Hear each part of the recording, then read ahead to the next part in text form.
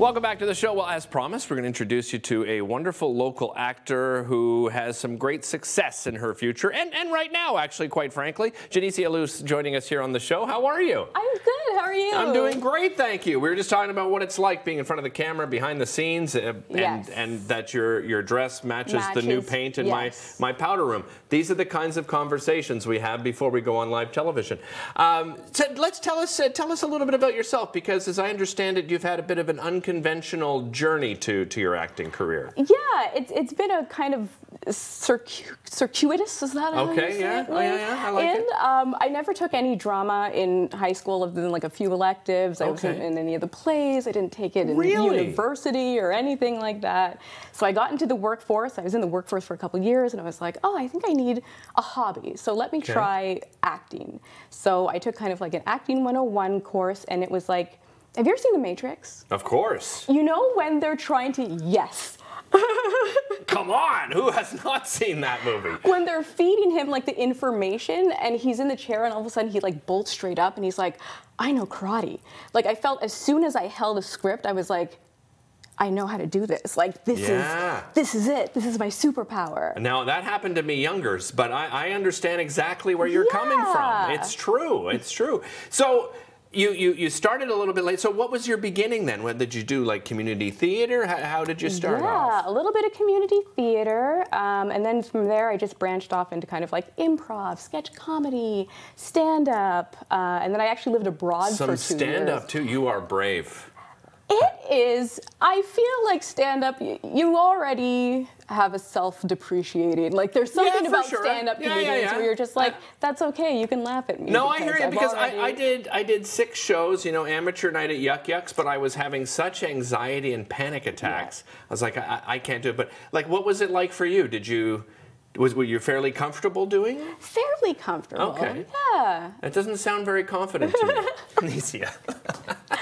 I think if you've already decided that you're going to put yourself and your humor in front of strangers, then there's really not much they can do to tear you down. How would you describe your humor? Self-deprecating, I guess? Absolutely. Okay. Absolutely. Because if you can't make fun of yourself, who else can you make fun of? Agreed. Agreed. And that's something I live by. If you can't make fun of yourself, you're not allowed to make fun of other people. Exactly. It's a rule, okay? But you've done both comedy and drama. Do you have a preference between one or the other? Oh, I'm definitely comedy. Yeah. Because I feel even in drama, comedy is a way to deal with those kind of heavy emotions. I know my family is like a laugh through the pain kind of family. Right, yeah, so was mine. So was mine, yes. yeah. You mentioned you do a lot of different mediums. Do you have a favorite? You mentioned improv and stand-up comedy and doing, you know, theater and film and TV. Is there one you prefer over the other? I'm an improv girl through and through. Just because it teaches you so much of listening to another person. And I think there's this magic when it comes together, because it's all, you know, yes and is like the cardinal rule of improv. Yes. So when you have 2 people who automatically agree to make this scene kind of move forward, it really makes like this magic where you're like, oh, did you guys do that on purpose? And you're like, no, it's just the rules of improv. No, it just came off the top of my head. And you're so right. I mean, I think you've probably seen it. If somebody says, no, hey, you want to go to the movies? And someone says no. It's like, oh, well, thanks for ruining the beginning of my idea and totally killing it. Where do you see yourself going? That is a very good question. I just keep training. And keep doing my thing. Like, do you do like training on your own, or are you taking workshops here in Ottawa? I work with a coach one-on-one in Toronto. Yeah. So what's that like? That is, for the first time, it's hard to get critique. I'm not gonna lie. Yeah. So it's a lot of like, she'll give you a script, you go and you send it to her back, and she's like, here's everything that's wrong with your acting, and you're like, oh no, I'm terrible. I've chosen the wrong career path. Exactly. What is going? But I think, you know what? Even if you don't end up in a career in acting, you know, because I've always told people I don't necessarily, you know, I didn't necessarily need this career in television to be happy, because I would have done as you started, right, as a hobby, and I would have continued doing murder mysteries and community theater. But there are other benefits to it. What other benefits are there to acting?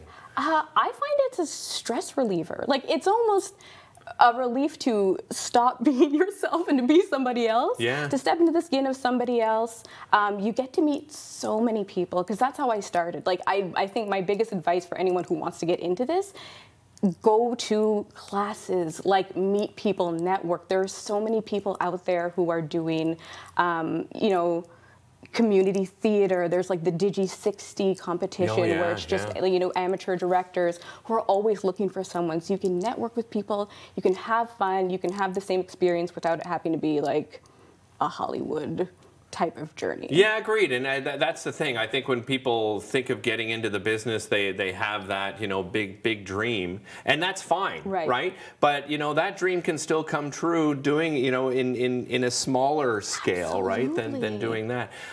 What has been your favorite so far? Like, if you were to look at sort of your highlights so far in your career, what would a highlight be for you? A highlight, I have two. So one, I did a web series called The Supers, The Stoners, and The Big Bad. And it was written by two women, Dana Franken and Heather Annis, sorry.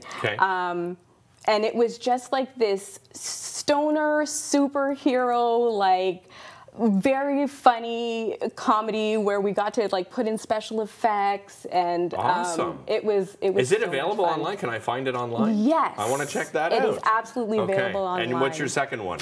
The second one, I would say, I just finished. Oprah Winfrey is kind of doing. She's getting into the Christmas game. Like, she's trying to give Hallmark a run for her money. Right.